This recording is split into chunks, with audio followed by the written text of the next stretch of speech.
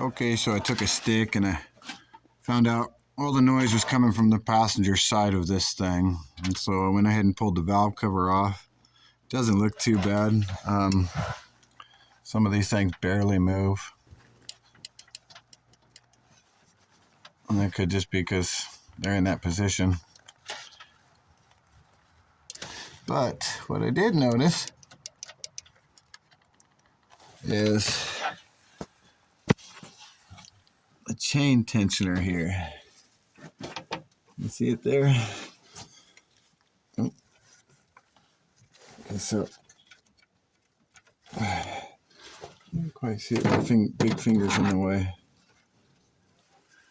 Okay, so the chain's got a lot of slop in it. But look at this tensioner.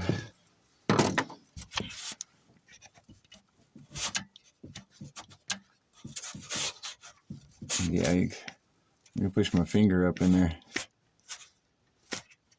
I'd say we have a little bit of an issue there.